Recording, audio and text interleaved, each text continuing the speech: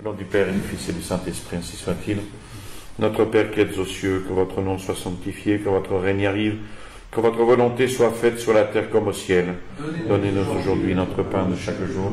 Pardonnez-nous nos offenses, comme nous pardonnons à ceux qui nous ont offensés.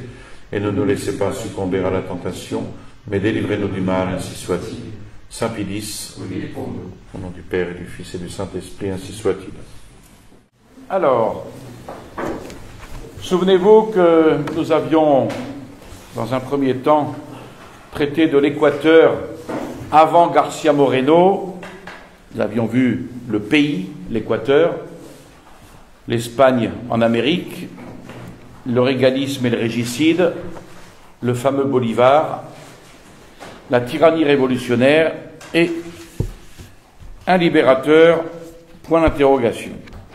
Ensuite, nous avions abordé la vie de García Moreno, proprement dite, ses premières années, et puis l'étudiant. Maintenant, nous continuons, ou plutôt nous commençons à connaître García Moreno comme étudiant. Nous avions terminé sur les premières années. Alors, l'étudiant, c'est 1836-1840. L'âme de García Moreno avait un désir insatiable de savoir.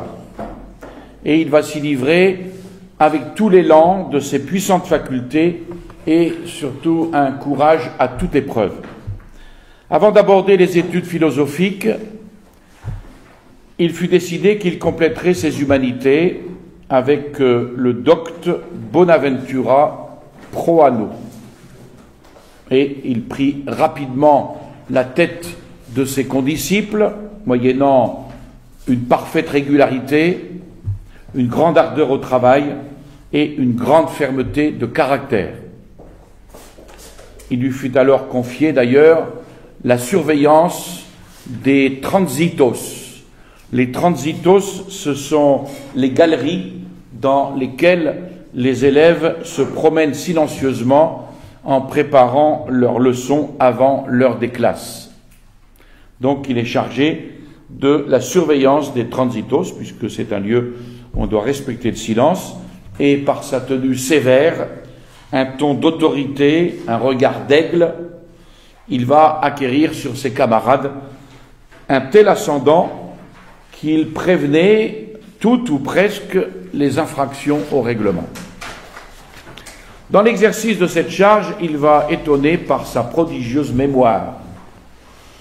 Il faisait ainsi chaque jour, matin et soir, et sans consulter son registre, l'appel nominal par ordre alphabétique de ses 300 élèves placés sous son inspection.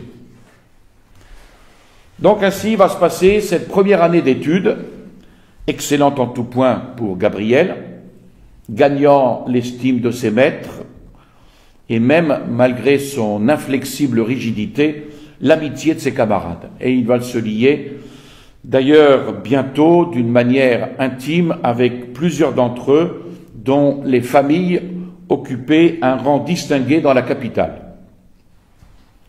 Le 1er septembre 1837, il rentre au collège San Fernando pour y étudier la philosophie, les mathématiques, les sciences naturelles, et ce, durant 3 ans.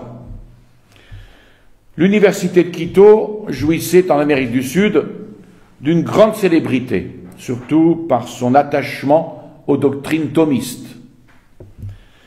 Il eut donc à déplorer qu'une fois émancipée de l'Espagne, l'Amérique crut devoir s'émanciper de l'Église, de son enseignement, et ainsi l'ange de l'école à Quito ne fut plus saint Thomas, mais Descartes.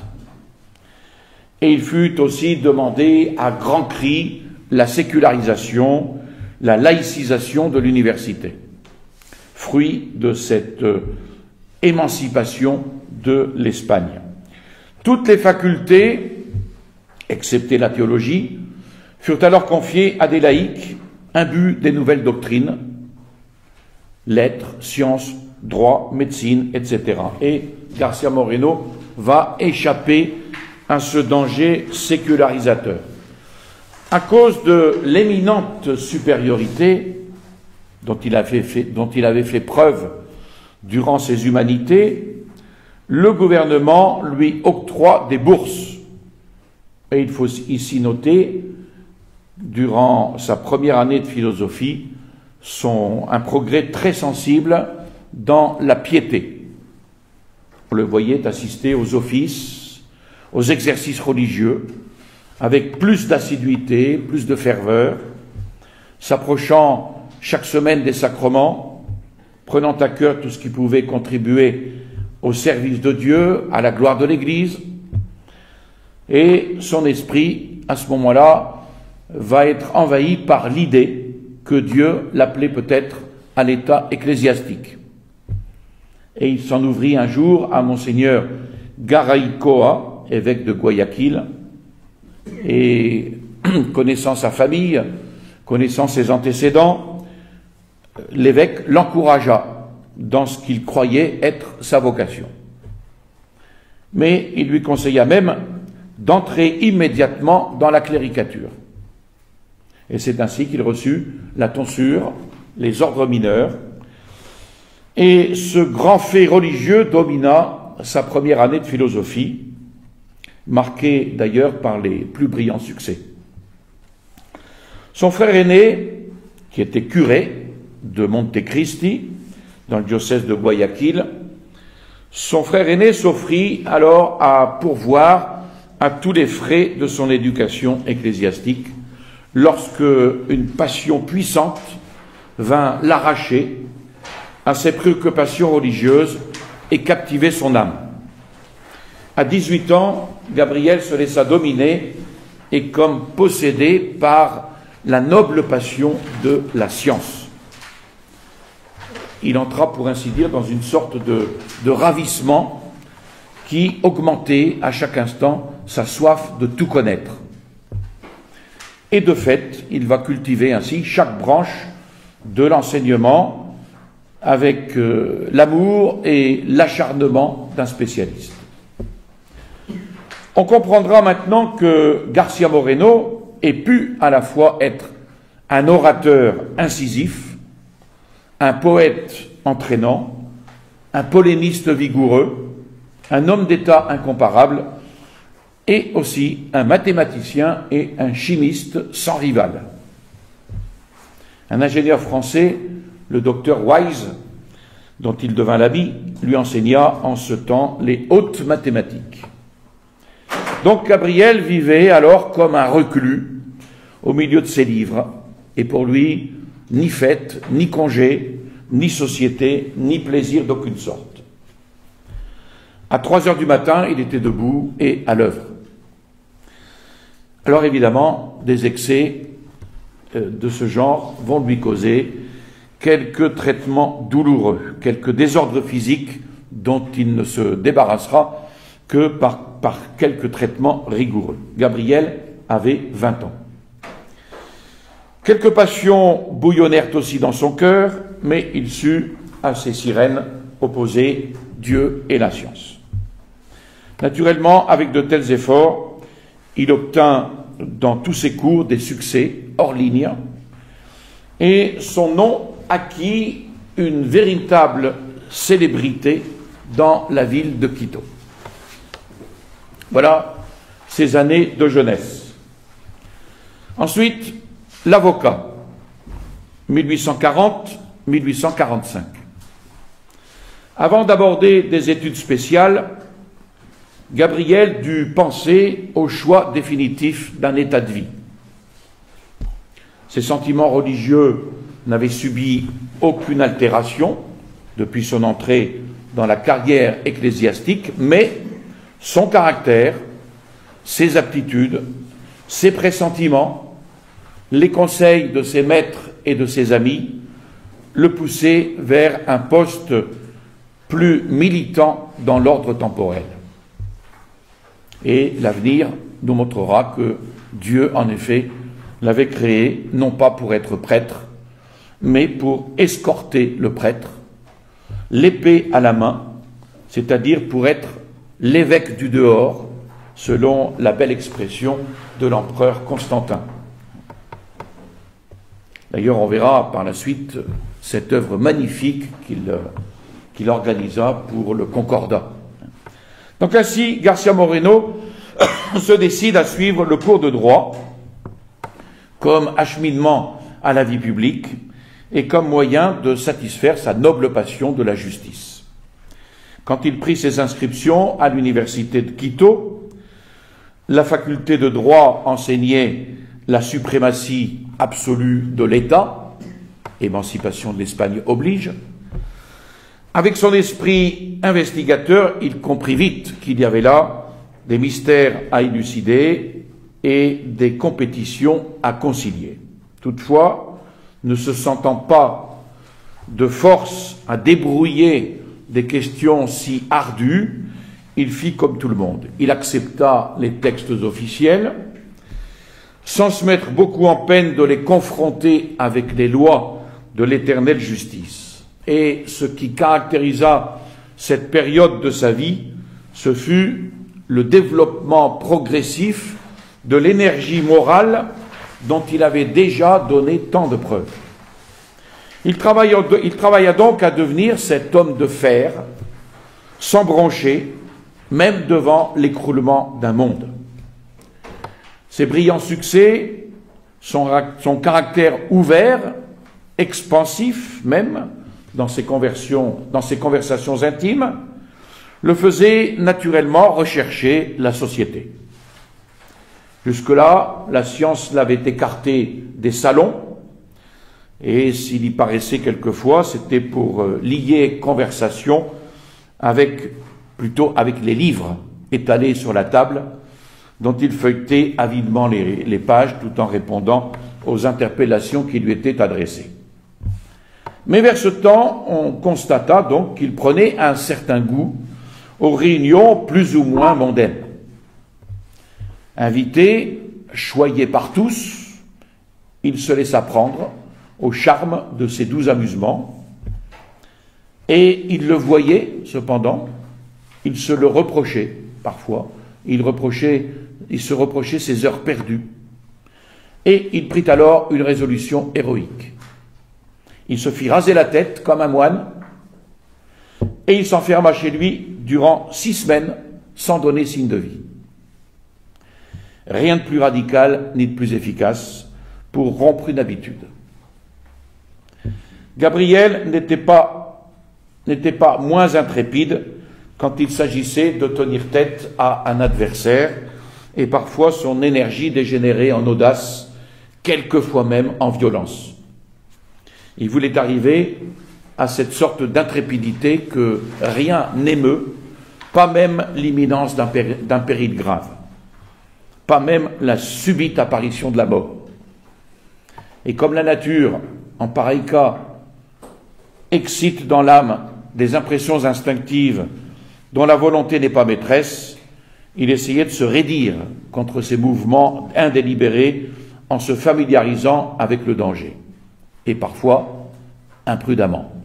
Un exemple, il fit une expédition en 1845 de concert avec le docteur Wise, peut-être la plus aventureuse qu'on ait jamais risquée par amour de la science et qui témoigne bien de son audace. Il s'agissait d'explorer l'intérieur du Pichincha, le volcan dont les éruptions ont fait plusieurs fois de Quito un monceau de ruines.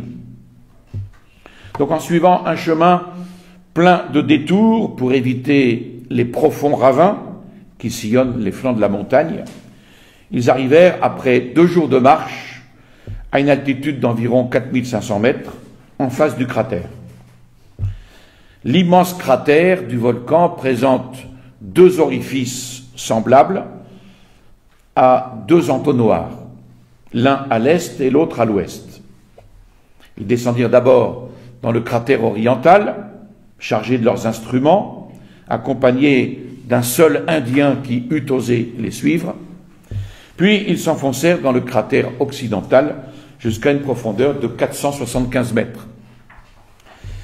Ensevelis vivants dans ces abîmes, Ils y passèrent plusieurs jours, au milieu de 70 soupiraux d'où s'échappait une fumée assez chaude pour brûler et assez épaisse pour asphyxier.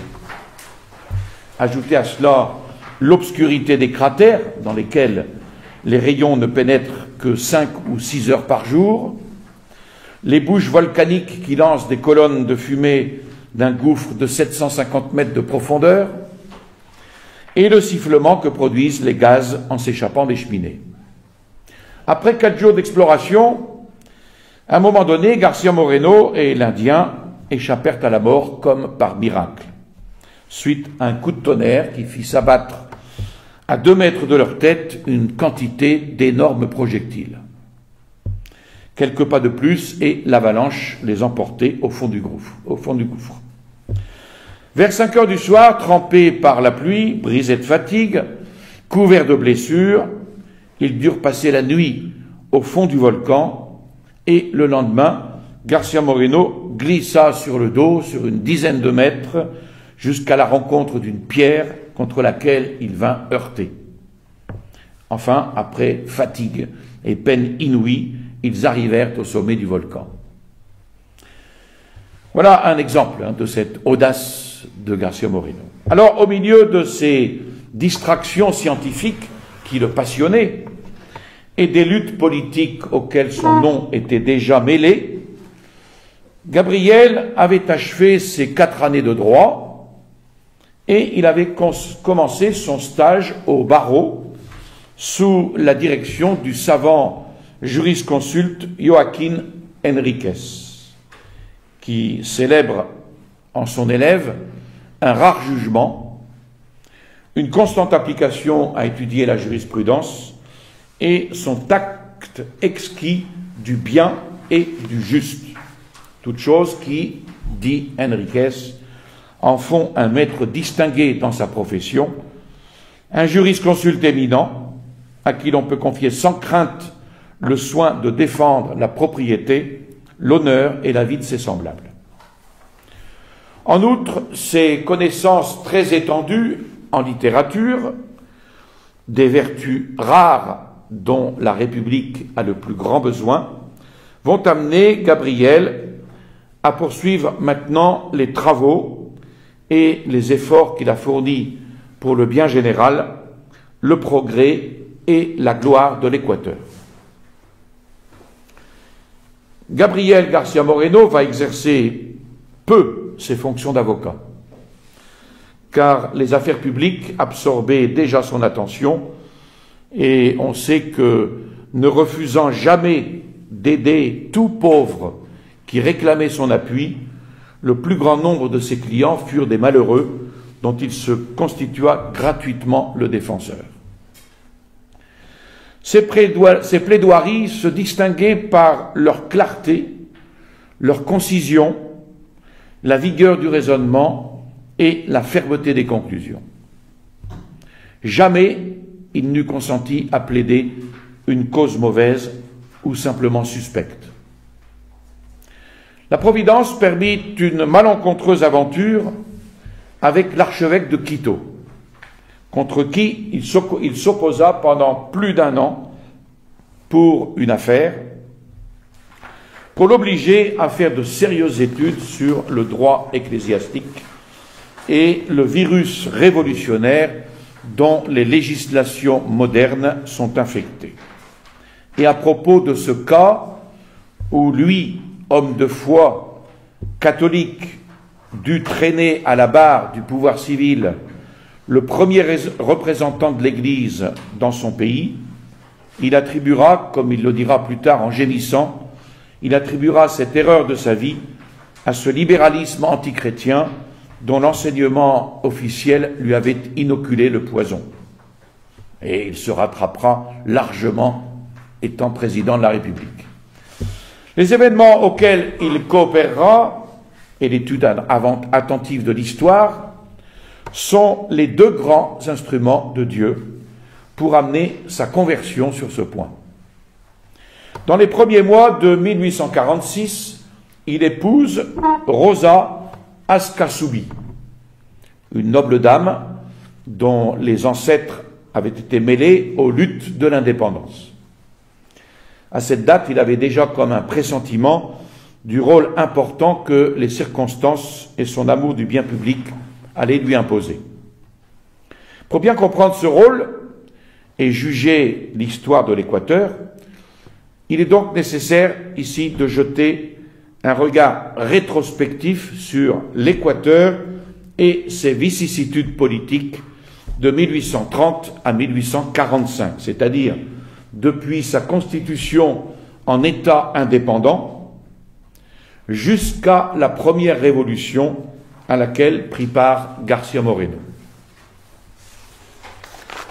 Et donc c'est l'époque de Flores, 1830-1845. La République d'Équateur naquit du démembrement de la Colombie. Au nom du peuple souverain, les députés des 3 grands départements qui composaient le nouvel État, Quito, Guayaquil et Cuenca, réunis en convention, bâclèrent à la hâte une constitution calquée sur celle de la défunte Colombie. On l'avait vu cela. Mais d'un républicanisme encore plus accentué. Le droit au suffrage à tous les citoyens majeurs en possession de quelques piastres, une chambre unique et souveraine, un président élu pour 4 ans, l'exclusion de tout pouvoir extraordinaire et la naturalisation de tous les étrangers, militaires ou civils. C'étaient les articles fondamentaux de cette charte ultra-libérale. Quant à la présidence, le choix des députés s'arrêta sur le général Flores, une calamité pour le pays. Comme on verra plus tard, d'autres calamités comme le général Urbina. Il était originaire du Venezuela, depuis longtemps chef militaire du pays, un des plus brillants officiers de Bolivar, après le maréchal Sucre, le héros de Tarqui, dont la vaillance avait sauvé l'Équateur d'une invasion péruvienne. Nul ne pouvait lui disputer le premier rang.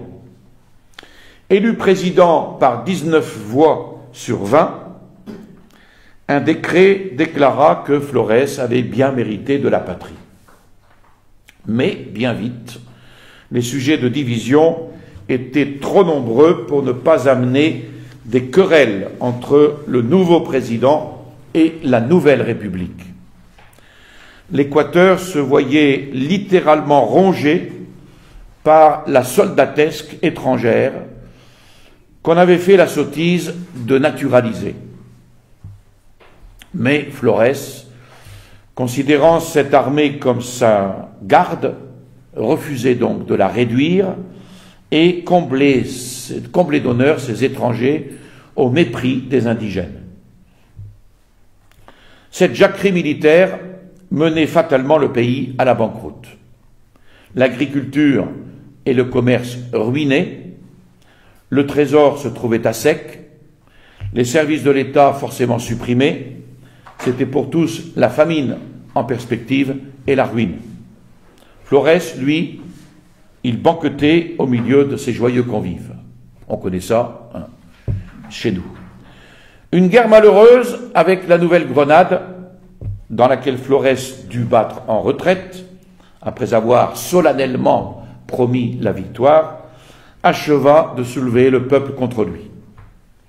Le Parti des Patriotes profita de l'incident pour créer des journaux d'opposition et pour manier ces engins d'insurrection. On trouva un homme rompu à ce métier qui s'appelait Rocafuerte, en pleine communion d'idées républicaines avec Bolivar. En 1812, nommé député au Cortés, il quitta Madrid après une violente opposition à Ferdinand VII. On le retrouve en 1820 au Mexique, écrivant des pamphlets contre le catholicisme à propos de tolérance religieuse. Il donnait des leçons de français, mais sans autre livre pour son enseignement que le contrat social ou l'esprit des lois, ce qui vous situe le bonhomme. Il revint à Guayaquil en 1833, juste à temps pour mener campagne contre Flores. Donc il s'agit de Rocafuerte. Pour y répondre, Flores, malgré la Constitution, se fit investir de la dictature et bannit du territoire les membres les plus influents des clubs patriotiques, notamment Rocafuerte. Les patriotes, furieux, coururent aux armes et à Guayaquil, Rocafuerte fut proclamé chef suprême pendant qu'à Quito, des bandes d'insurgés s'organisaient sous le nom d'armée libératrice. Flores, pris entre deux feux, tourna d'abord ses armes contre Guayaquil, dont il s'empara sans difficulté, fit saisir Rocafuerte, réfugié sur les vaisseaux du port. Celui-ci pouvait s'attendre à tout, lorsqu'à son grand étonnement, il entendit Flores lui représenter les malheurs d'une guerre civile et donc le conjurer de travailler à la pacification du pays et finalement lui offrir le poste de gouverneur de Guayaquil. L'ambitieux Rocafuerte accepta de grand cœur et l'Équateur se réveilla ayant 2 maîtres au lieu d'un. Et pendant ce coup de théâtre, l'armée libératrice s'était emparée de Quito. Les provinces allaient se déclarer les unes après les autres contre Flores quand celui-ci, revenant de Guayaquil avec ses troupes victorieuses, écrasa les patriotes dans les champs de Minarica. La consternation qui régnait dans le pays était telle que certains députés, fous de désespoir, ne parlaient de rien moins que d'incorporer le pays à la Nouvelle-Grenade pour échapper aux 2 tyrans. De fait, l'Équateur était à leur merci. Son mandat accompli, Flores pesa si bien sur les électeurs que Rocafuerte fut porté au fauteuil présidentiel, tandis que Flores s'adjugeait le gouvernement de Guayaquil. Alors, les patriotes essayèrent quelques soulèvements partiels, mais Rocafuerte, comme son nom l'indique, avait la main ferme. Il exila les uns et il fusilla les autres. Ennemi de la religion, ennemi du clergé, il sécularisa l'université, il travailla de toutes ses forces à laïciser l'école, il essaya d'introduire le protestantisme en Équateur. Cependant, si Rocafuerte avait l'âme d'un sectaire, il était supérieur à Flores comme administrateur. Et c'est ainsi que pendant ces 4 années de gouvernement, il va restaurer les finances, il va maintenir la paix au dehors, et grâce à son implacable sévérité, il va faire régner un semblant d'ordre à l'intérieur. À l'expiration de son pouvoir, Rocafuerte céda la place à Flores et reprit tranquillement son poste à Guayaquil. On croit rêver. Pour regagner le cœur ulcéré des patriotes, Flores fit nommer un vice-président qui leur était sympathique et renonça au droit de bannissement si cher à Rocafuerte. Flores se refit une popularité en rappelant de l'exil quelques victimes de Rocafuerte, puis on put constater très rapidement le même despotisme militaire que durant sa première présidence, le même gaspillage des finances, le même trafic électoral, les mêmes entreprises ruineuses. Et on recommence. Si bien qu'en 1843, l'exaspération étant à son comble, peuple et président résolurent d'en finir par un coup d'État. Et Flores prit les devants. Décidé cette fois à ne plus céder le fauteuil à son compère, il réglementa les élections de manière à s'assurer dans la future convention une majorité certaine, ce qui excita un cri de rage d'un bout de l'Équateur à l'autre. Flores leur adressa un message sur la nécessité de réformer les institutions existantes, se terminant par une sommation aux députés d'avoir à sauver le pays en fabriquant une de ces constitutions qui rendent les républiques éternelles. La Convention vota tout ce que voulut le maître.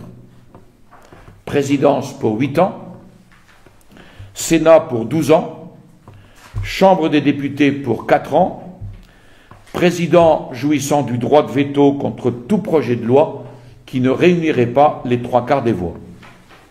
D'où la fureur des patriotes et l'exaltation populaire contre Flores et sa convention. Rocafuerte protesta contre cette constitution qui, selon lui, n'avait pour objectif évidemment que la réélection du général Flores.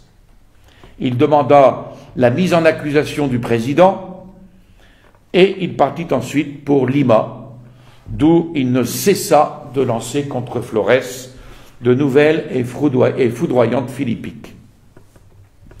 Cependant, malgré son indignation, le peuple eût peut-être rongé son frein en silence si la Convention, une fois lancée dans la voie du despotisme, n'eût ajouté à ces violences politiques de véritables attentats contre la religion du pays.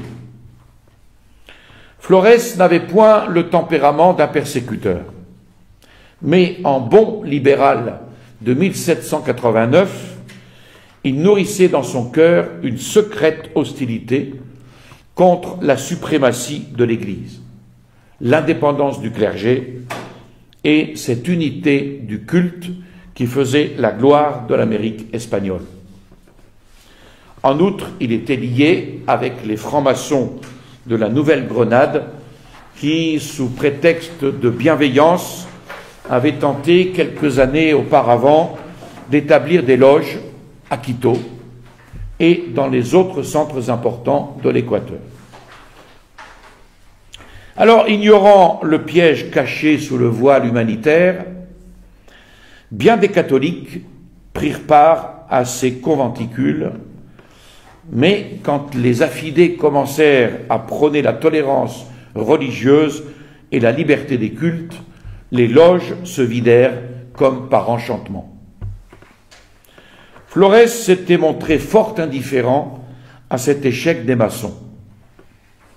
La convention plus hostile se crut assez puissante pour reprendre à ciel ouvert le travail des loges et démanteler à coups de décret la vieille citadelle catholique.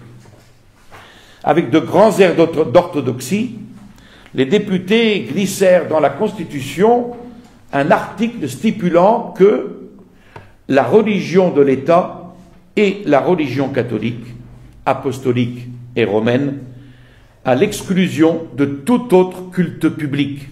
Vous voyez la feinte ici. Il y a une feinte. On ouvrait la porte ainsi aux juifs et aux protestants, qui formeraient d'abord des réunions privées sous prétexte que le culte public était interdit, sauf à demander, après le recrutement d'un certain nombre d'adeptes, l'autorisation d'ériger un temple ou une synagogue, autorisation qu'on ne pourrait plus leur refuser. Et ainsi s'implanter dans un pays où n'existait pas un seul dissident, le germe des divisions et des haines religieuses. Bientôt, ces conventionnels, si pressés d'apporter au faux culte des licences que personne ne réclamait, ils affichèrent leur intolérance envers le clergé catholique en excluant tous ses membres de la représentation nationale. Ouvertes aux fonctionnaires de tout ordre, les chambres étaient fermées aux prêtres et aux évêques qui étaient traités en véritables parias.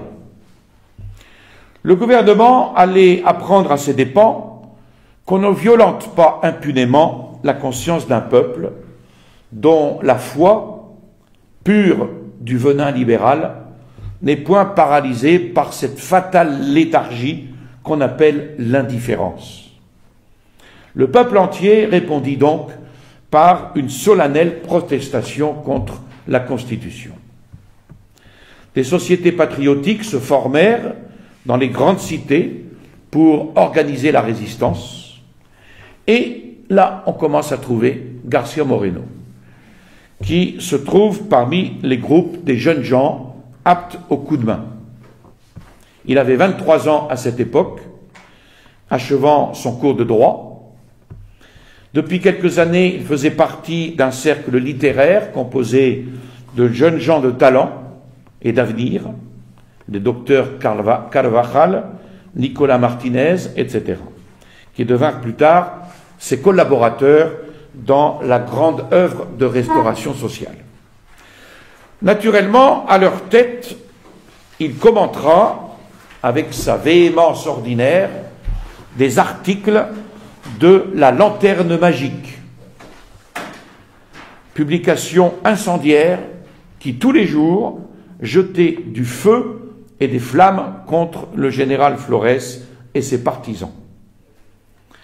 Ainsi transformé par son influence en club d'opposition politique, la Société philanthropique littéraire, qui était le nom du cercle des jeunes gens, ne tarda pas à porter ombrage au pouvoir. La résistance s'ouvrit par une protestation du clergé contre la situation que faisaient à l'Église les décrets de la Convention. Au nom de la religion catholique, au nom de la dignité de ses ministres, on réclamait à la fois l'abrogation de l'article relatif à la tolérance des cultes et l'éligibilité pour le prêtre comme pour tout autre citoyen. La Convention répondit par une fin de non-recevoir dans une déclaration qui déchaîna une tempête dans tout le pays. Des bandes parcoururent les rues en criant « Vive la religion, à bas la Constitution !» Et au lieu de se rendre aux vœux de la nation, le gouvernement mit au jour un oukase présidentiel enjoignant à tous les fonctionnaires, civils, militaires, ecclésiastiques, de prêter serment à la Constitution maudite. La masse du clergé résista. Évêques, docteurs en théologie, professeurs, curés déclarèrent le serment illicite et les décrets attentatoires aux droits imprescriptibles de l'Église, ce qui exaspéra les membres de la Constitution, de la Convention. Alors, pour avoir raison des réfractaires ecclésiastiques et civils, ils les condamnèrent à la privation de leurs droits politiques, emplois ou bénéfices, et même à l'expulsion s'ils devenaient une cause de trouble à l'ordre public. C'est bien connu, ça, cette clause. C'était donc la persécution de 93, moins l'échafaud. C'était aussi la guerre civile. Aussi, dès que l'édit de prescription fut connu, le peuple se souleva en masse dans toutes les provinces, prélude d'une insurrection générale. Alors, pour lutter avec avantage contre les bataillons aguerris de Flores, il fallait trouver des chefs, de l'argent et des armes. Et les sociétés patriotiques se mirent à l'œuvre avec ardeur, s'efforçant par tous les moyens possibles de se ménager des intelligences dans les places fortes, et de se procurer des engins de guerre. On apprit un jour, par exemple, que le président Flores devait expédier une certaine quantité de fusils au gouverneur du Napo. Donc des troupes d'Indiens étaient chargées d'exécuter ces transports. Et García Moreno, suivi d'une escouade de jeunes patriotes, s'embusqua dans les montagnes, attendant la caravane et son chargement. Bientôt, il vit arriver les naïfs indigènes qui firent halte pour prendre leur repas non loin de l'endroit où il était caché. Garcia Moreno s'approcha du groupe avec quelques-uns de ses compagnons, se mit à raconter des histoires jusqu'au moment où, sous l'influence de la fatigue et aussi de la chicha, qui est la bière du pays, ses auditeurs s'endormirent d'un profond sommeil. À leur réveil, ils furent tout étonnés de ne trouver ni leur joyeux narrateur, ni leur cargaison de fusils. Garcia Moreno les avait donc mis en lieu sûr. La révolution éclata donc à Guayaquil le 6 mars 1845 sous la direction du général Elizalde. Une partie de la garnison essaya de résister, mais la capitulation finit par être obtenue. Ce coup de main mit à la disposition des patriotes les troupes de la place, l'arsenal et les embarcations de guerre. Aussitôt, tous les pères de famille, réunis en conseil, cassèrent les actes de la Convention et prononcèrent la déchéance du président. Un gouvernement provisoire, composé de personnages éminents comme Olmedo, Roca et Noboa, se chargea du pouvoir exécutif et fit un appel au peuple en vue de la lutte qui allait s'engager. À la nouvelle de cette insurrection, Flores dirigea vers Guayaquil un corps d'armée qu'il fit camper dans son hacienda d'Elvira, et de là, il expédia au gouvernement provisoire un projet d'arrangement. Mais on lui signifia que le seul moyen pour lui de mettre fin à la guerre civile était de quitter le pays. Il se décida donc à fortifier son hacienda d'Elvira, où 2 assauts infructueux et sanglants lui furent livrés. La révolution s'était déjà propagée dans tout l'Équateur. Les patriotes de Quito, enrôlés sous la bannière de José María Guerrero, soulevaient les provinces du Nord. Garcia Moreno était du nombre de ces volontaires qui, après avoir battu les troupes du gouvernement à plusieurs reprises, forcèrent le pouvoir exécutif à quitter la capitale. Flores prit alors le parti de capituler. Après 2 mois de guerre, le 17 juin 1845, le gouvernement provisoire conclut avec le général Flores le traité de la Virginia. Il fut arrêté que le gouvernement convoquerait immédiatement une nouvelle convention et que l'ex-président passerait 2 ans en pays étranger afin qu'en son absence, on pût travailler librement à la réforme des institutions. Et c'est ainsi que Flores partit le 24 juin. Garcia Moreno avait été l'un des principaux acteurs dans ce drame national. Frappé de l'ascendant qu'il exerçait sur tous, le gouvernement ne craignit point, après la victoire, de lui confier une mission bien délicate pour un jeune homme de 24 ans. Comme il fallait, avant de les licencier, payer aux volontaires l'arriéré de leur solde et que le trésor était à sec, on eut recours à un impôt extraordinaire. Les contribuables refusèrent de payer. Et le gouvernement chargea alors Garcia Moreno du recouvrement de cette taxe.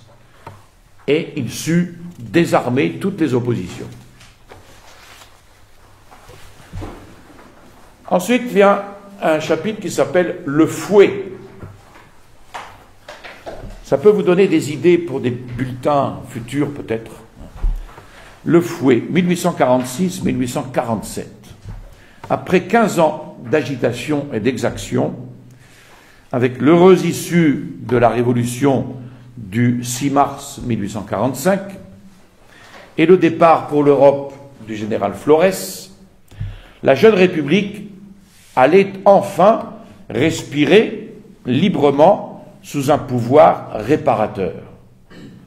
Mais l'expérience apprendra aux patriotes, déjà pleins de généreuses illusions, que si l'on change souvent de gouvernant depuis 1789, on ne change presque jamais de gouvernement. Et donc, après avoir élaboré une nouvelle constitution, la Convention s'occupa de pourvoir au remplacement de l'ex-président. Alors, deux candidats se trouvaient en présence. Un poète qui s'appelait Olmedo et un commerçant qui s'appelait Roca, qui s'était distingué par une très grande animosité contre Flores. Les deux candidats étaient très opposés. Bon nombre de conservateurs n'étaient pas loin de donner leur suffrage à Roca. Les jeunes gens, au contraire, les patriotes, les lettrés, pleins de mépris pour ce politique terre-à-terre et mulâtre, enrichi par la contrebande, appelaient de tous leurs vœux au pouvoir Olmedo. Entre ce génie et cet homme vulgaire, la Convention, pensait-il, ne pouvait hésiter un instant. Les députés, au contraire, se partagèrent en deux camps opposés, et en vain, pendant 4 ou 5 jours, on multiplia les scrutins. Aucun des deux candidats n'obtenait la majorité requise par la loi. Et tout d'un coup, on apprit que le député Vallejo était passé du camp d'Olmedo dans celui de Roca et détermina par son vote l'élection de Roca. Rocafuerte protesta de toutes ses forces contre cette élection qu'il supposait entachée de vénalité. Un sentiment d'indignation éclata dans le public. La nomination par le gouvernement de certains députés de la majorité à des emplois honorables ou lucratifs fit conclure qu'eux aussi avaient vendu leur vote. Et García Moreno, que la moindre apparence d'injustice ou de corruption faisait bondir, n'écoutant que sa colère, lança au mois d'avril 1846, 4 mois après l'élection, un journal humoristique, Le Fouet, où chaque semaine il y cinglait ce qu'il appelait les vendus. Dans ces satires mordantes, on pouvait y voir le talent du justicier, ennemi déclaré de la vénalité et de la corruption. La lecture de ces articles provoqua la rage des gouvernants, livrés chaque semaine aux risées et aux colères du public. Il avait pris à tâche de flageller l'abjecte race des budgétivores, de ces vampires qui s'attachent au flanc des peuples sous prétexte de les représenter ou de gérer leurs intérêts, et qui n'avaient d'autre souci que d'accaparer les emplois, tripoter à la bourse, lancer des spéculations véreuses, en un mot, profiter de leur mandat pour se gorger d'or et d'argent aux dépens de ses mandataires. Vous voyez, ce n'est pas nouveau. Le pouvoir prit alors l'offensive et menaça de poursuite le publiciste frondeur. On incrimina le titre du journal, ses tendances anarchiques et son opposition systématique. On l'accusa d'immoralité, on lui reprocha sa couardise, etc. Et la lutte acharnée, qui dura 3 mois, acheva de déconsidérer Roca. Et après cette polémique, on fit le vide autour de lui. Le mécontentement allait croissant, la crise tournait à l'aigu, quand une échauffourée du général Flores arriva fort à propos pour rendre au président une nouvelle popularité et fournir à García Moreno l'occasion d'entreprendre une campagne vraiment patriotique. Le Vengeur, 1847-1849.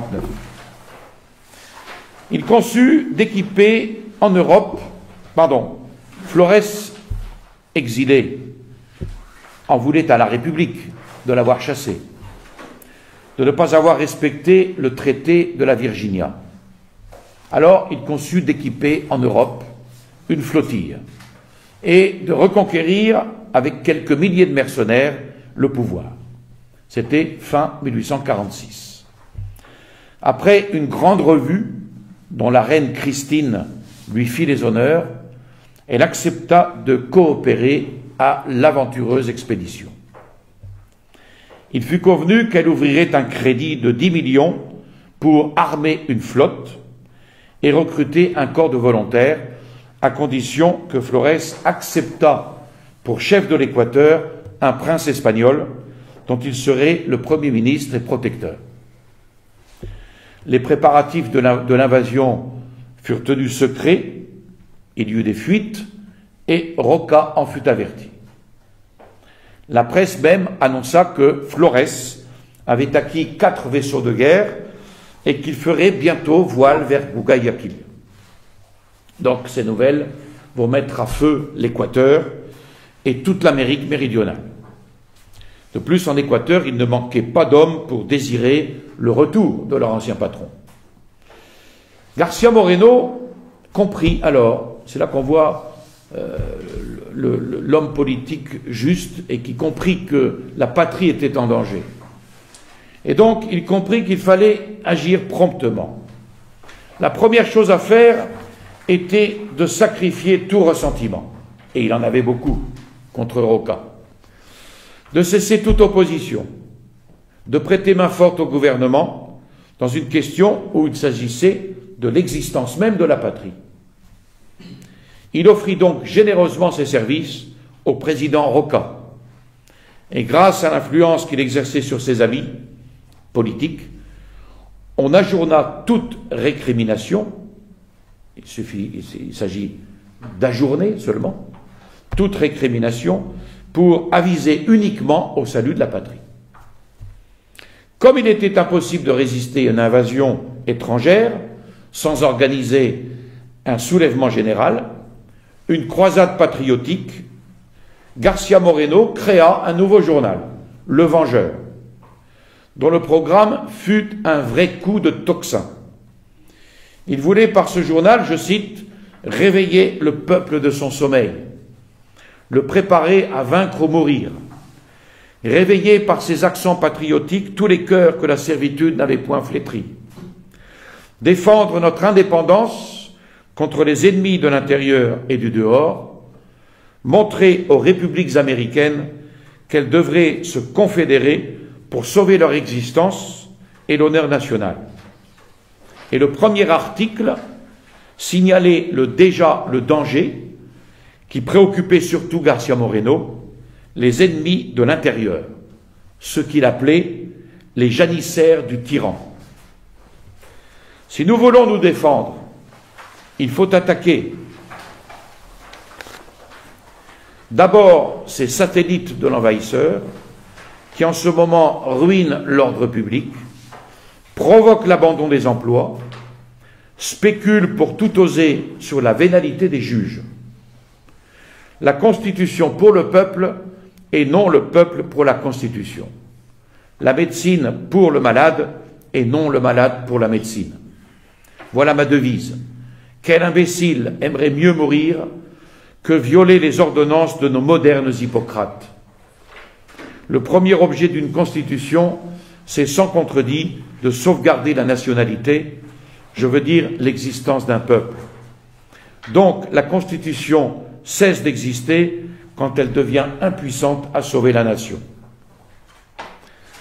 Dans la composition de l'armée qu'il voulait opposer à Flores, le gouvernement, aveugle et indécis, obéissant à des considérations de convenance, d'amitié, nommait aux différents commandements des chefs plus ou moins dévoués à l'ex-président. García Moreno dénonça cette fausse manœuvre comme une imprudence et une trahison. Et il suscita à l'envahisseur des adversaires dans toutes les républiques américaines et s'efforçait même d'intéresser les cours de l'Europe à la cause de l'Équateur. Et il lança un projet de coalition. Il proposa le rappel du représentant de l'Équateur à Madrid, proposa de fermer les ports aux vaisseaux espagnols et de pousser les États d'Amérique à prendre des résolutions semblables. Voilà ce qu'il dit, ce sera le châtiment de la déloyauté castillane et le dernier coup porté au commerce de la péninsule. Et cet appel fut entendu. Les États du Pacifique s'unirent à l'Équateur pour repousser l'ennemi commun. Le Pérou arma des vaisseaux pour défendre ses ports.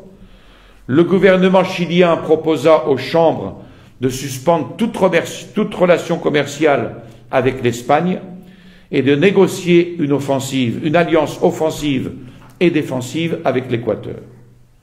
Et puis le président de la Nouvelle-Grenade, Thomas Mosquera, adressa au peuple une proclamation énergique dans laquelle il déclara marcher avec les peuples du Pacifique contre les sacrilèges profanateurs du sol américain. Et cette ligue se montrait d'autant plus belliqueuse qu'au printemps de 1847, les nouvelles se firent plus alarmantes.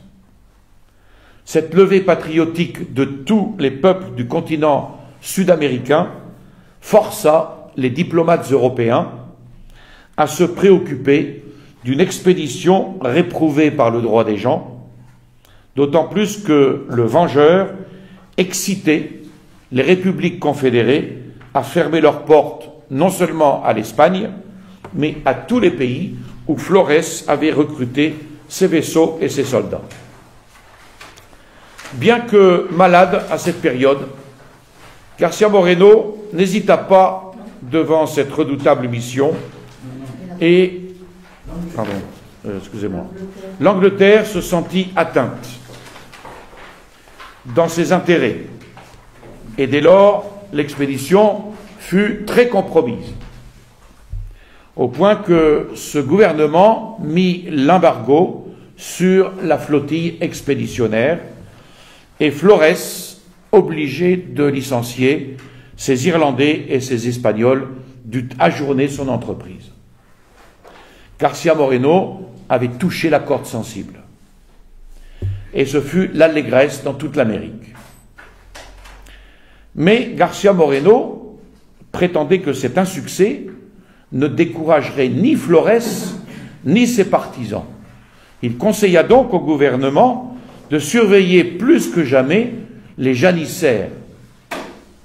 Et il écrivit dans Le Vengeur: « Si le gouvernement veut annihiler les forces de Flores à l'étranger, qu'il commence par détruire son armée de l'intérieur. » Et l'événement va lui donner raison. L'année n'était pas écoulée qu'on découvrit à Guayaquil un complot ourdi par les partisans de Flores, qu'on appelait les Floreanos, pour renverser le gouvernement au profit de leur maître, de leur ancien maître. Le pronunciamento, c'est-à-dire le soulèvement, allait donc éclater quand les principaux conjurés, dont les mesures avaient été mal combinées, furent saisis et jetés en prison. Et en présence des partis violemment surexcités, le gouverneur écrivit à Roca qu'il ne répondait plus de l'ordre. Alors, comprenant la gravité de la situation, le président fit appeler García Moreno et le chargea, sous sa responsabilité, de pacifier Guayaquil, livré aux fureurs de l'anarchie. Et c'est vrai qu'à cette époque, García Moreno était malade, mais il n'hésita pas devant cette redoutable mission et partit ainsi à marche forcée vers Guayaquil. Et c'est ainsi qu'il n'eut qu'à paraître au milieu des insurgés furibonds et des soldats en délire pour imposer à tous le respect de la loi. Froid comme le marbre, il dicta ses ordres d'un ton qui ne souffrait aucune réplique. Et en 8 jours, l'ordre était rétabli, le sort des prisonniers assuré, la conspiration anéantie. Le pacificateur revint à Quito, trop heureux d'avoir rendu service au pays, et aussi trop désintéressé pour accepter la rémunération qu'on voulait lui offrir sous forme de solde, d'indemnité ou de récompense civique. Une autre raison pour laquelle il ne voulut rien recevoir du gouvernement de Roca, c'est qu'après l'avoir servi 6 mois par amour du bien public, il prévoyait très bien que ce même amour le forcerait derechef à le combattre. En effet, García Moreno ne pouvait sympathiser avec cette bande d'agioteurs pour qui l'exercice du pouvoir n'était qu'un commerce un peu plus lucratif que les autres.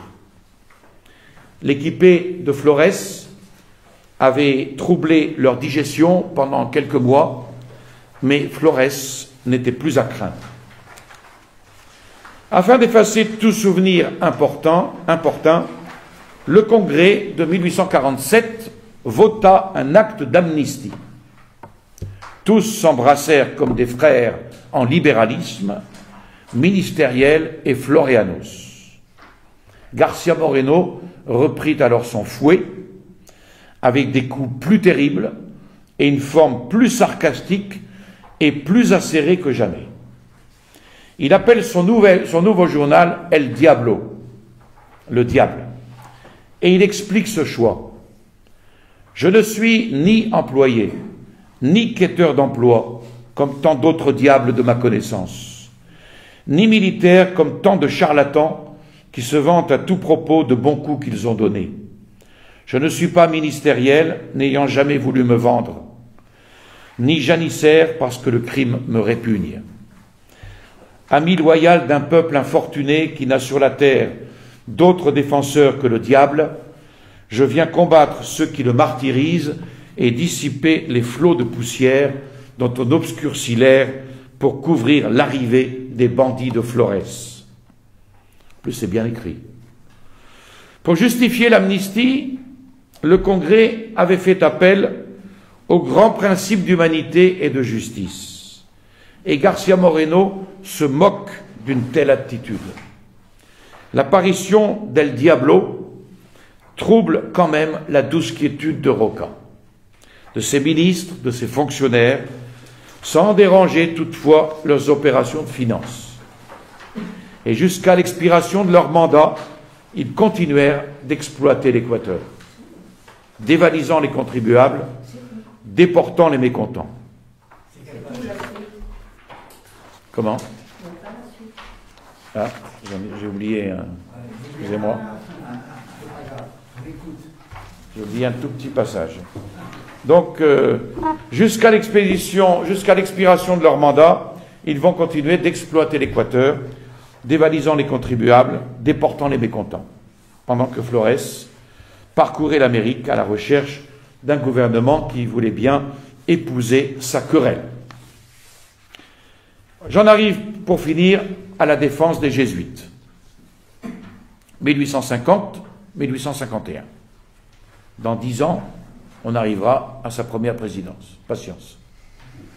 Durant les 20 premières années de son existence, l'Équateur avait vécu sous la domination du libéralisme prétendument conservateur.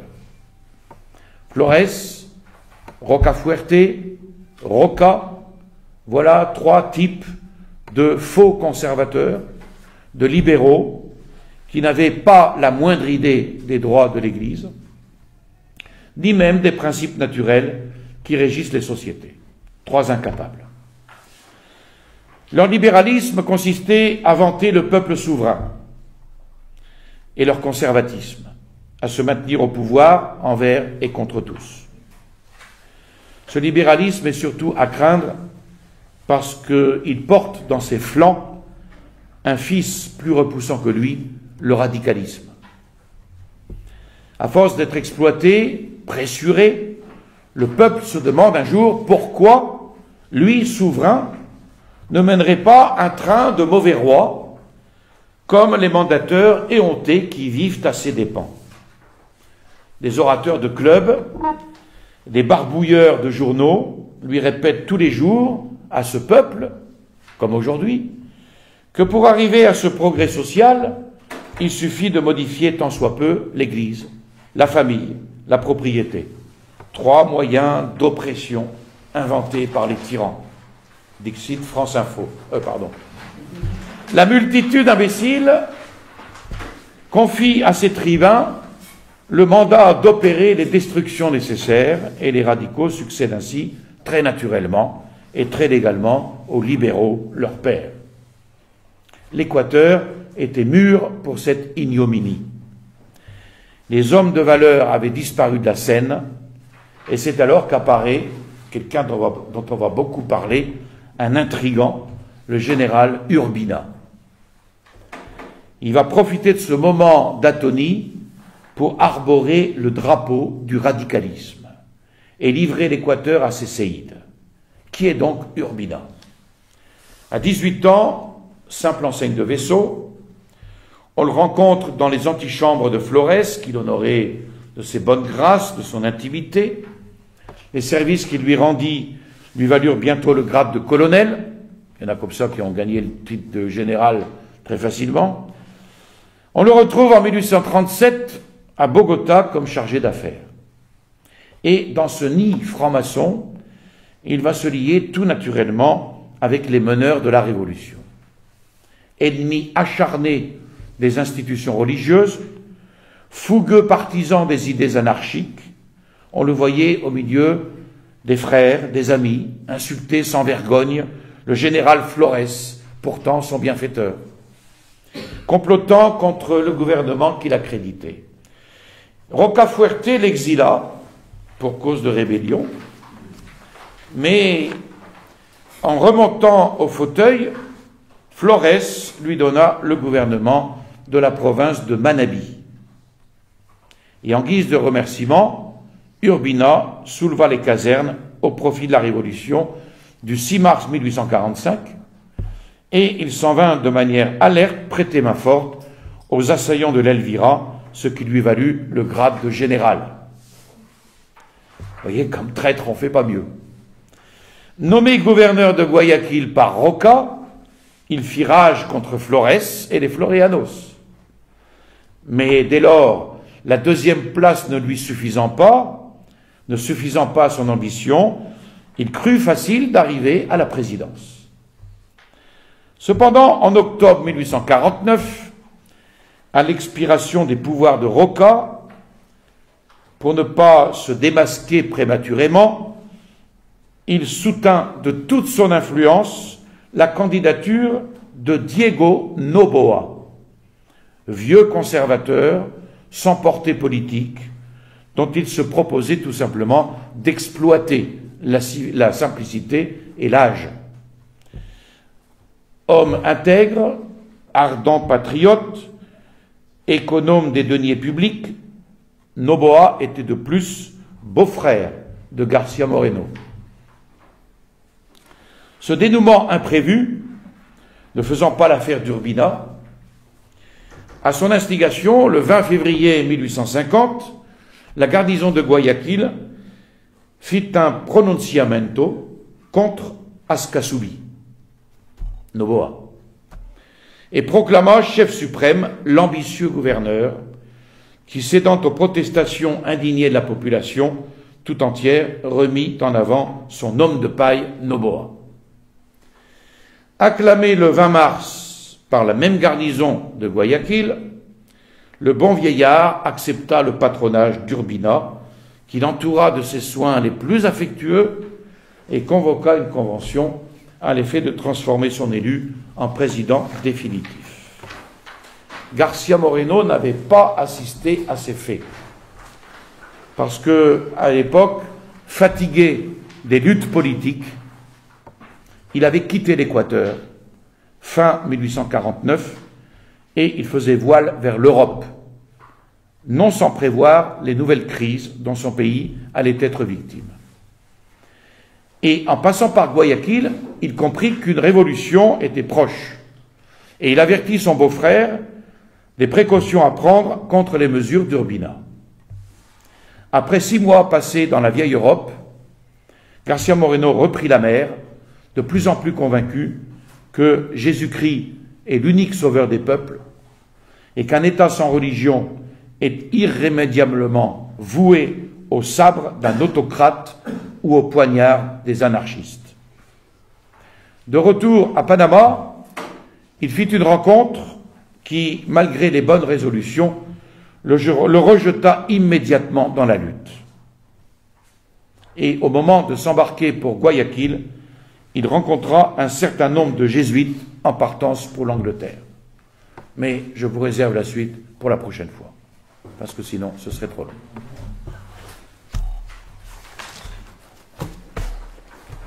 Je vous remercie de votre attention. Je vous salue Marie, pleine de grâce, le Seigneur est avec vous. Vous êtes bénie entre toutes les femmes, et Jésus, le fruit de vos entrailles, est béni. Sainte Marie, Mère de Dieu, priez pour nous pauvres pécheurs, maintenant et à l'heure de notre mort, ainsi soit-il. Au nom du Père et du Fils et du Saint-Esprit, ainsi soit-il.